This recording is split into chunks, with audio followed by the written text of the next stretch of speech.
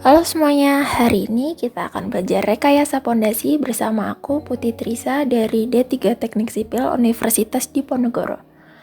Nah, hari ini kita mau belajar apa aja sih? Kita mau belajar dinding penahan tanah sama pondasi tiang. Langsung aja kita ke soal yang pertama. Nah, kita di sini disuruh rencanain dinding penahan tanah dari pasangan batu dengan data seperti ini. Langsung ke penyelesaiannya. Nah, di sini kita disuruh mencari atau mengira-ngira dimensi gravity wall-nya itu berapa. Nah, kita bisa hitung pertama dengan ketentuan-ketentuan yang sudah ada ya.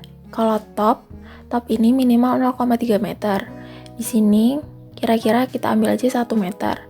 Lalu langsung ke D-nya. D ini dari timbunan ke base. Ini diambil 2 meter. Karena minimalnya 0,6 meter. Nah, dari sini kita bisa nih hitung H dari base ke top. Itu 4,5 ditambah 2 meter. Jadi totalnya 6,5 meter. Setelah kita dapat H, kita bisa mencari base dan toe atau heel-nya. Nah, untuk base-nya minimal setengah H sampai maksimal 0,7 H. Nah, kita ambil aja di sini 4,5 meter ya. Terus kita cari toe atau heel-nya. Dia 0,12 sampai 0,17 H. Kita ambil aja 1 meter. Toe atau heel tuh yang mana sih sebenarnya? Ini ya, yang FG ini. Lanjut kita mau cari H aksen. H aksen itu dari base ke ini, ke K ini. Dengan cara kita cari IE. IE ini caranya bisa dengan teorema Pythagoras ya, karena kita tahu sudutnya di sini berapa, diketahui di soal. Nah, dengan ini terus ketemu 0,8, terus bisa kita cari DJ-nya sini ke sini untuk kita tahu JK-nya ini. Sehingga bisa kita cari H aksennya 6,5 ditambah 0,2. Ini JK-nya. Ketemu 6,7. Nah, selanjutnya kita cari KA untuk mencari PA. KA ini rumusnya seperti berikut. Ini kita masukin aja yang tadi dari diketahui di soal, ketemu 0,51 untuk mencari PA. Nah, PA ini sama dengan 1,5 dikali H aksen dikali KA, hasilnya segini.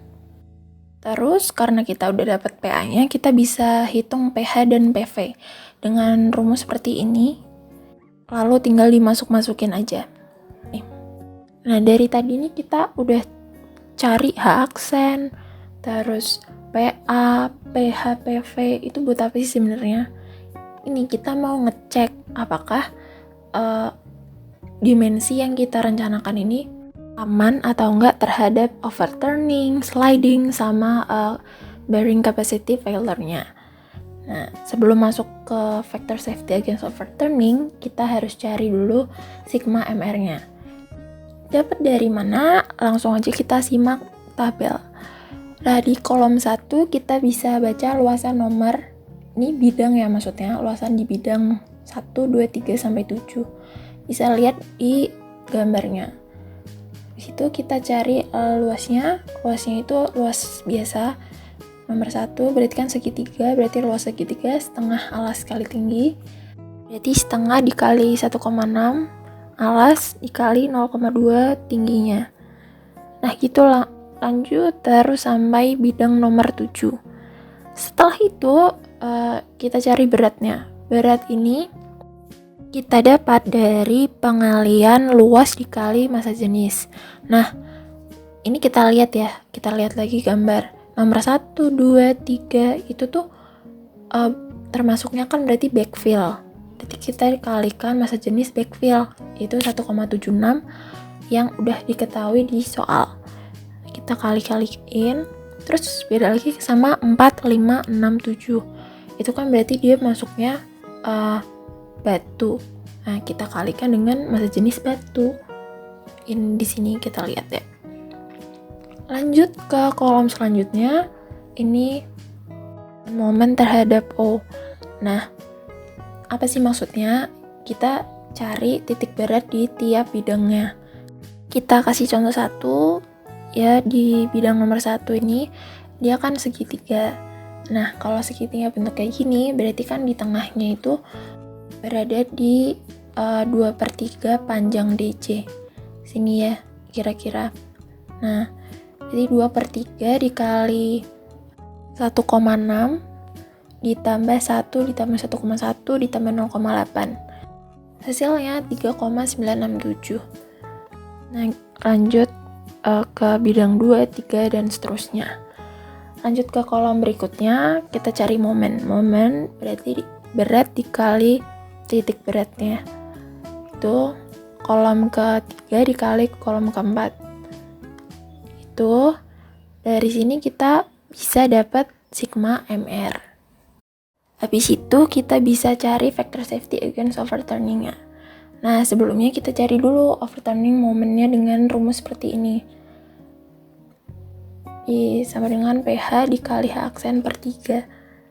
Nah, kita dapat 49,74 kN/m.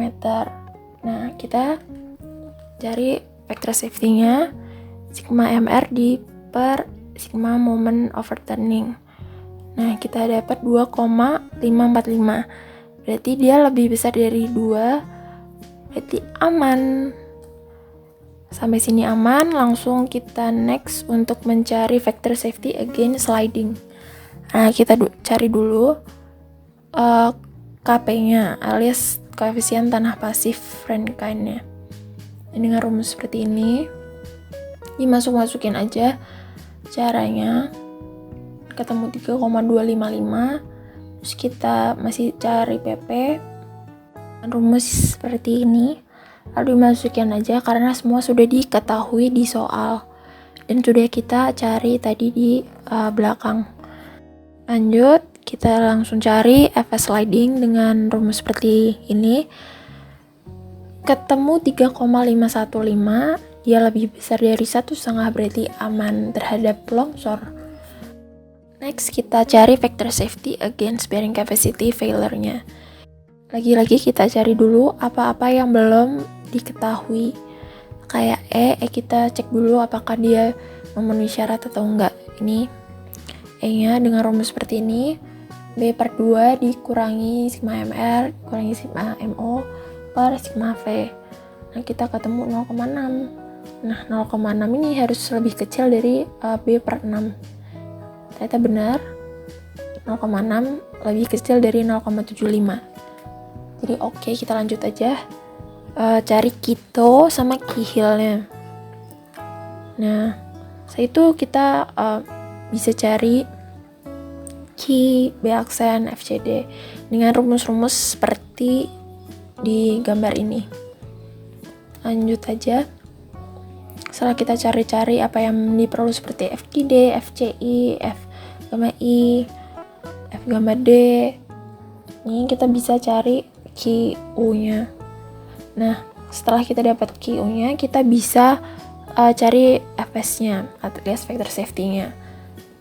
Ini didapat 9,96, berarti dia lebih besar daripada 3. Nah, karena tadi udah kita cek against overturning, sliding, sama ini yang terakhir bearing capacity failure, dan semuanya aman, berarti dimensi yang kita rencanakan aman dan bisa digunakan. Yuk lanjut ke soal nomor 2, yaitu pondasi tiang.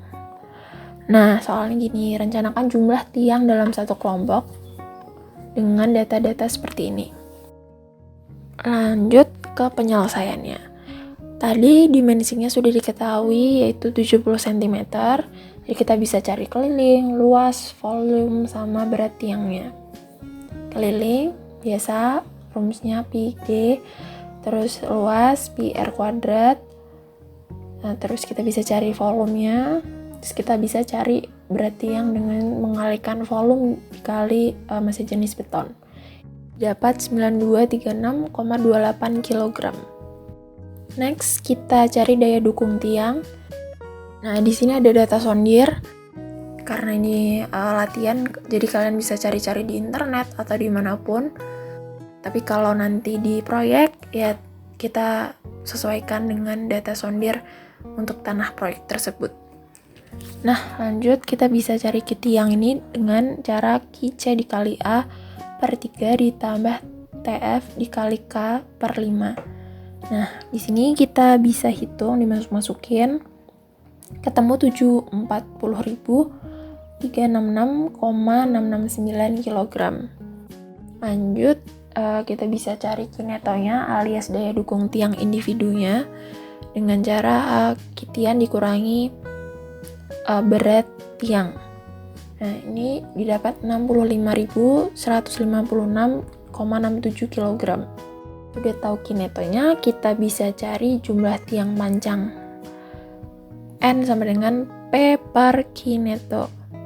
Nah, P ini tadi udah ada di soal, 400.000. Kita bagi aja langsung sama kinetonya. Ketemu 6,142. Nah, ini kita bulatin ke atas jadi 8 buah. Lanjut, kita perhitungkan efisiensi dan beban maksimal tiang panjang. Nah, ini jarak antar tiang panjangnya bisa kita kira-kira S sama dengan 2,5D sampai 4D. Nah, kita ambil aja jaraknya itu 250 cm.